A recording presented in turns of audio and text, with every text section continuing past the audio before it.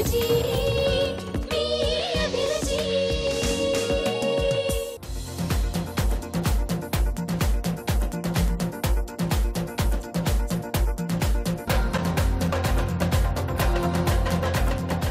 రాజుగారు ఈ రోజు మీ చేతి వంటలో హోటల్ మేనేజ్మెంట్ స్టూడెంట్స్ రెడీగా ఉన్నారు టేస్టీ వెరైటీస్ చేయడానికి. మరి దానికంటే ముందు గుమగుమల్లో మీరేం చేస్తున్నారు? ఆలు గోబీ కాంబినేషన్ లో ఫ్రై చేస్తున్నానండి. సో ఈ రెండింటి కాంబినేషన్ చాలా బాగా కుదురుతుంది. ఆలు గోబీ ఫ్రై కొంచెం డిఫరెంట్ కంటే కొంచెం మసాలా టచ్ ఇస్తున్నాను. ఓకే, చాలా బాగా వస్తుంది. ఓకే, మరి గుమగుమల్లో ఆలు గోబీ ఫ్రై.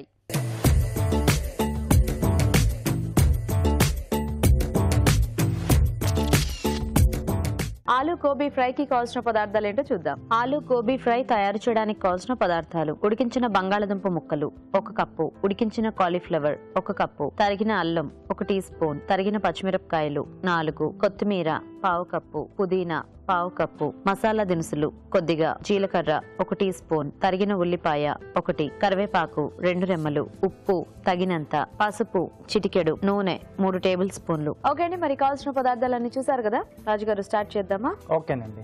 సో ముందుగా ఒక మసాలా పేస్ట్ రెడీ చేసుకున్నాను. దీనికి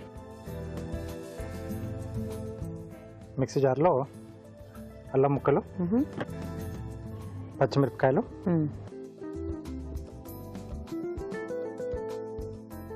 కొత్తిమీర, ఓకే, పుదీనా, కొద్దిగా మసాలా దినుసులండి. ఓకే, కొద్దిగా వాటర్ ఇస్తారా?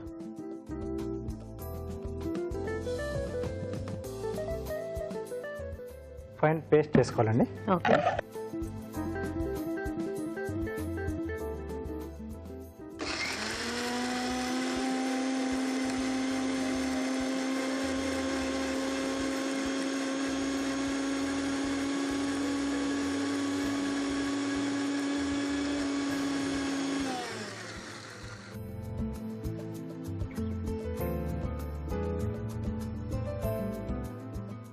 ఓకే. సో ఇలా పేస్ట్ రెడీ చేసుకోవాలి. ఓకే,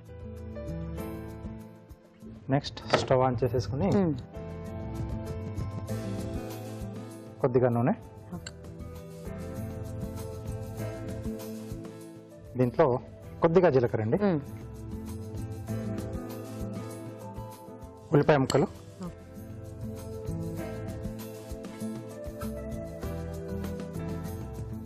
కొద్దిగా కరివేపాకు,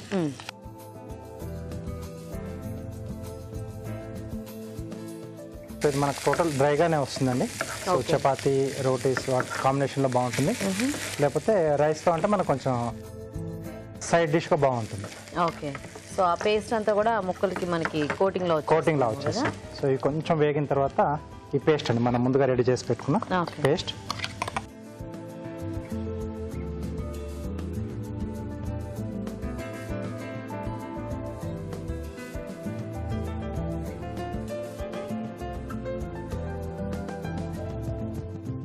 అలాగే కొద్దిగా పసుపు,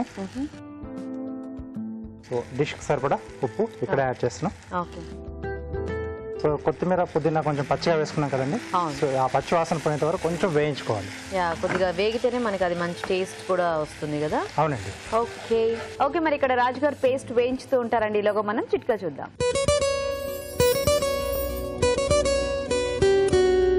ఇప్పుడు మీకోసం మొదటి చిట్కా. మెంతులు మన ఆరోగ్యానికి చాలా రకాలుగా మేలు చేస్తాయి. రక్తంలో షుగర్ లెవెల్స్ని కంట్రోల్ చేస్తాయి. ఇలా రకరకాలుగా మెంతులతో ఉపయోగాలు ఉన్నాయి. అలాగే మెంతుల్ని నీళ్ళలో వేసి బాగా మరిగించి ఆ నీటిని కనుక తాగుతూ ఉన్నట్లయితే కడుపులో మంట అనే సమస్య చాలా వరకు తగ్గుతుంది. చిట్కా చూసారు కదా. ఓకేనా రాజు గారు? ఓకేనండి, కొంచెం దగ్గరకు వచ్చేసింది కదా. సో ఇప్పుడు మనం ముందుగా ఉడికించి పెట్టుకున్న కాలీఫ్లవర్, ఉడికించిన బంగాళదుంప,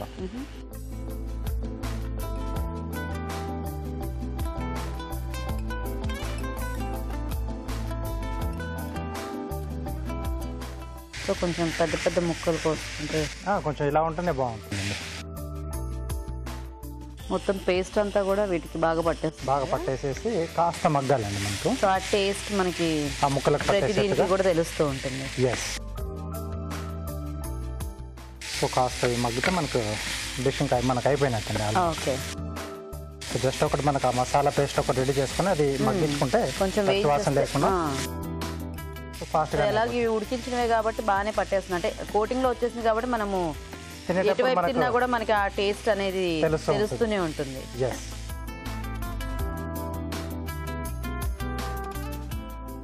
ఓకే ఓకే, సో రెడీ అయిపోయిందండి. సో సింపుల్గానే చేసుకోవచ్చు. కాకపోతే కొంచెం పేస్ట్ వల్ల మనకి ఒక డిఫరెంట్ టేస్ట్ ఫ్లేవర్ అనేది కొంచెం ఆ ఫ్లేవర్ అనేది కొంచెం మనకు వెరైటీగా వస్తుంది. యా.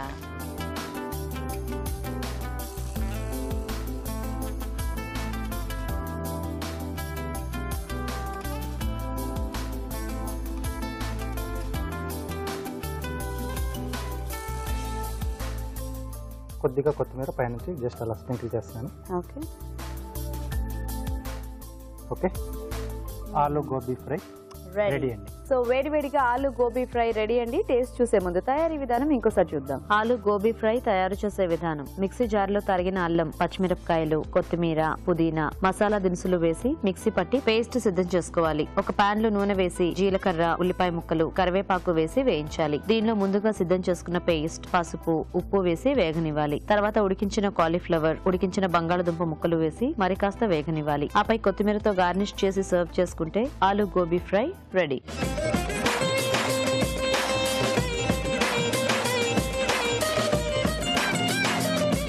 తయారీ విధానం చూసారు కదా, రాజుగారు టేస్ట్ చూద్దామా?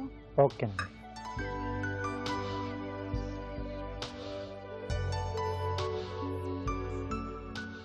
మంచి స్పైసీగా ఉంది. ఎస్, మిర్చి అన్ని వేసాం కదా, కొంచెం అంటే మసాలా దినుసులు కూడా వేసాం. ఆ లవంగం ఘాటు ఇదంతా కూడా బాగా తెలుస్తుంది. ముఖ్యంగా అంటే కాలీఫ్లవర్కి ఫాస్ట్గా ఏదైనా పీల్ చేసుకుంటుంది. ఎస్, సో ఆ టేస్ట్ అంతా బాగుంది. అండ్ పొటాటోకి కూడా ఆబ్వియస్గా బాగా పట్టేసినట్టే కనిపిస్తుంది. జనరల్గా ఏంటంటే ఎక్కువగా మనం ఇలా కొంచెం ఫ్రై చేసుకున్నప్పుడు పోపు అది వేసేసుకొని పైనుంచి పౌడర్లు అది చల్లుతాం కదా. అవును, సో అప్పుడప్పుడు కొంచెం ఇలా పేస్ట్ లా చేసి వేసుకుంటే కూడా ఈ టేస్ట్ కొంచెం డిఫరెంట్గా వస్తుంది. డిఫరెంట్గా ఉంటుంది. బాగుంది, ఘాటుగా. Thank you. సో చూసారు కదండి, చాలా సింపుల్ రెసిపీ బట్ టేస్ట్ చాలా డిఫరెంట్గా ఉంది, అంటే మనం యాడ్ చేసుకున్న పేస్ట్ వల్ల. సో మీరు కూడా ఈ విధంగా ట్రై చేసి చూడండి. ఇప్పుడు ఒక చిట్కా చూద్దాం. ఇప్పుడు మీకోసం మరో చిట్కా. బాదం పప్పు తింటే ఆరోగ్యానికి చాలా మంచిది. ఇందులో రకరకాల పోషకాలు ఉన్నాయి. ఇవి శరీరానికి శక్తినిస్తాయి, కండరాల అభివృద్ధికి అన్నింటికి దోహదం చేస్తాయి. సరే, మరి బాదం పప్పుని పేస్ట్ లాగా చేసుకుని కళ్ళ చుట్టూ ఉన్నటువంటి నల్లటి వలయాలు తగ్గిపోవడానికి కూడా వాడచ్చు. ఎలా అంటారా? బాదం పప్పుని బాగా నీళ్ళలో నానబెట్టి రుబ్బుకుని పేస్ట్ లాగా తయారు చేసుకుని కళ్ళ చుట్టూ కనుక అప్లై చేసుకున్నట్లయితే కళ్ళ చుట్టూ ఉన్నటువంటి నల్లటి వలయాలు చాలా వరకు తగ్గిపోతాయి. సో టొమాటోతో స్లైసెస్ లా చేసి రోస్ట్ ఫ్లవర్ చేస్తున్నాను. ఓకే, సో ఈ సగ్గుబియ్యం మొత్తం అట్లా పలుకుగా తెలుస్తోంది వేగిన తర్వాత. రవ్వలా తెలుస్తుంది. రవ్వ.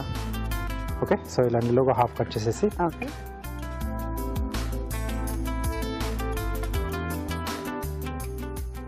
పల్చటి స్లైస్లు చేయాలండి.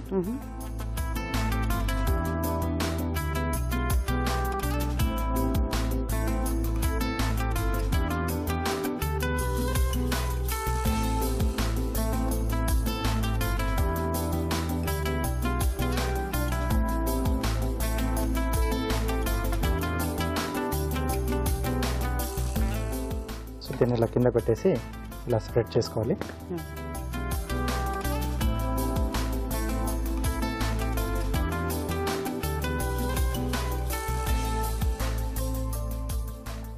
ఓకే, తర్వాత ఇటు నుంచి రౌండ్గా రోల్ చేస్తున్నాను.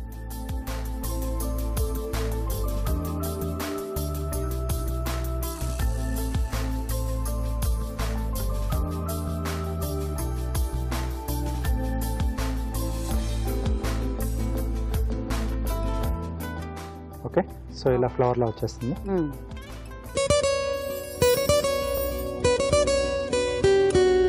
ఇప్పుడు మీకోసం మరో చిట్కా. ప్రతిరోజు ఒక యాపిల్ తింటే డాక్టర్ని చూడాల్సిన అవసరమే లేదు అంటూ ఉంటారు. ఇదంతా మనకు తెలిసిందే కదా. యాపిల్ తినడం వల్ల రక్త వృద్ధి జరుగుతుంది, అలాగే ఇందులో ఉన్నటువంటి ఫైబర్ కూడా జీర్ణక్రియ సాఫీగా జరగడానికి ఉపయోగపడుతుంది. ఇలా యాపిల్తో ఎన్నో ఉపయోగాలు ఉన్నాయి. మరి సౌందర్య సాధనంగా కూడా యాపిల్ చాలా చక్కగా ఉపయోగపడుతుంది. ఎలా అంటారా, తొక్కతో సహా యాపిల్ని బాగా గుజ్జులాగా చేసుకుని మెత్తగా పేస్ట్ లాగా తయారు చేసుకుని దాన్ని ముఖం అంతా అప్లై చేసుకుని మెడకు కూడా అప్లై చేసుకుని ఒక 20 నిమిషాల పాటు అలాగే ఉంచి దాని తర్వాత వాష్ చేసుకున్నట్లయితే చర్మం కాంతివంతంగా ఉంటుంది, ఆరోగ్యంగా ఉంటుంది.